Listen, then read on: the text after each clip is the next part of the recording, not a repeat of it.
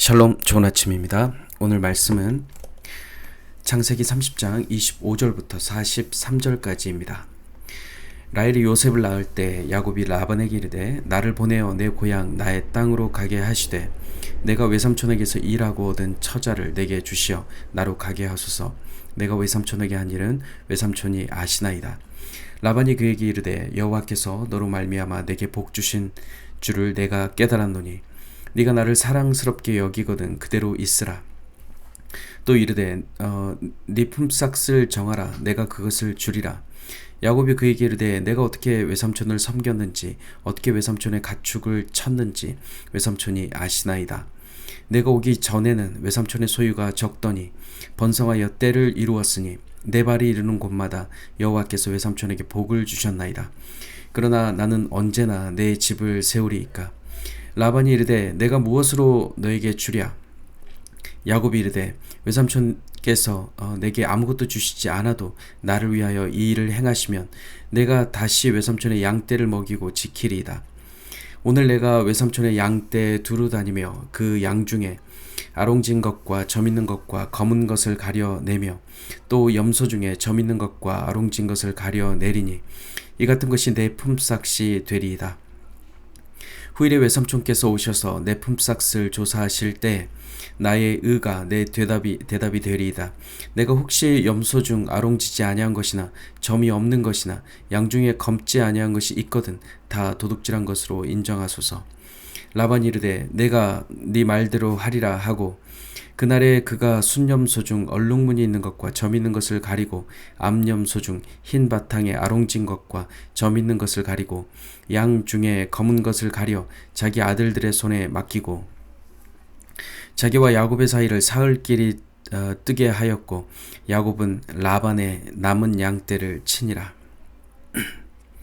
야곱이 버드나무와 살구나무와 신풍나무의 푸른 가지를 가져다가 그것들의 껍질을 벗겨 흰 무늬를 내고 그 껍질 벗긴 가지를 양떼가 와서 먹는 개천의 물 구유에 세워 양떼를 향하게 하매 그 떼가 물을 먹으러 올 때에 새끼를 베니 가지 앞에서 새끼를 뱀으로 얼룩얼룩한 것과 점이 있고 아롱진 것을 낳은지라.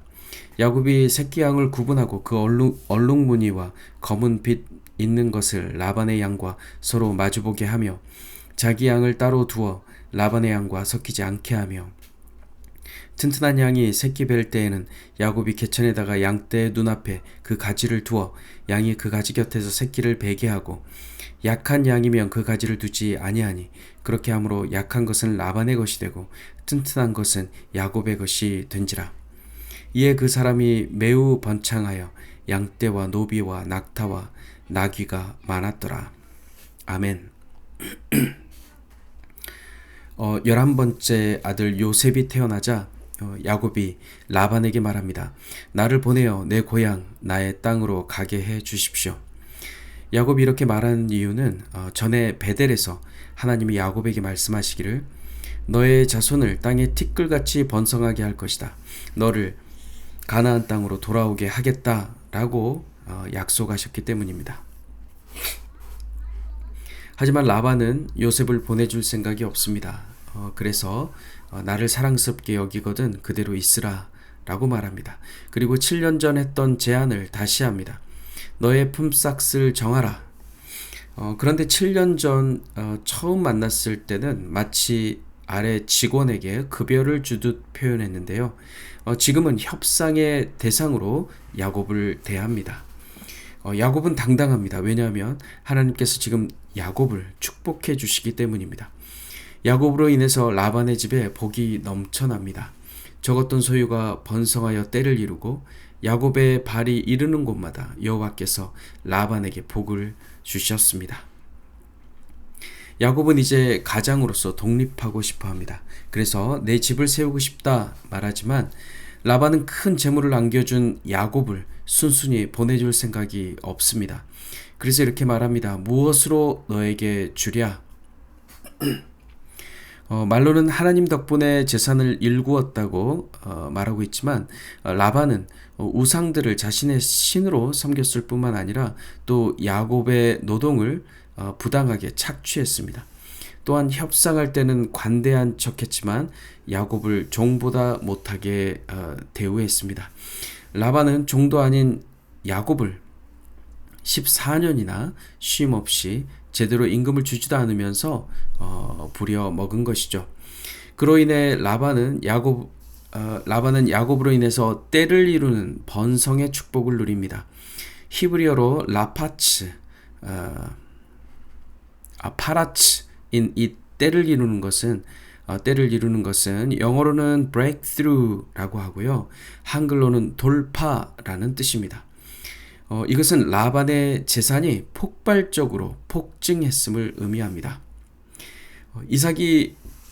옛날에 이삭이 그랄 땅에서 씨를 뿌려 100배의 결실을 맺었던 것처럼 하나님께서 야곱에게 복을 주시고 또 함께 하셨기 때문에 그의 발이 닿는 곳마다 하나님이 축복하시는 것입니다. 협상 테이블에 앉은 야곱은 예상 밖의 품삯 조건을 제시합니다. 그 조건은 무엇일까요? 그것은 양과 염소 중 점이나 줄무늬가 있는 것이 야곱의 품삯이 되는 것입니다. 사실 이것은 굉장히 불리한 조건입니다. 그 당시 흰 양과 검은 염소가 일반적이었고 얼룩무늬가 있는 개체는 매우 드물었기 때문입니다. 라반은 그리하겠다 말하고는 점과 줄무늬가 있는 모든 양을 골라서 자신의 아들들에게 맡깁니다. 그리고는 라반의 남은 양떼인 흰색의 양과 염소만 야곱에게 맡겨서 먼 길을 떠나게 합니다. 라반의 얄팍한 그 관계 속에서도 하나님은 야곱을 번창하게 하십니다. 야곱은 버드나무와 살구나무와 신풍나무의 껍질로 자신이 원했던 새끼를 베게 합니다. 그리고 튼튼한 흰 양들만 새끼를 베게 하여 튼튼한 것은 야곱의 것이 되고 또 약한 것은 라반의 것이 되게 합니다. 야곱은 어떻게 성공한 것일까요? 단색 동물이 짝짓기 할 때 이색적인 것을 보기만 해도 두 가지 색의 새끼를 낳는다는 말이 있는데 그것이 이루어진 것일까요?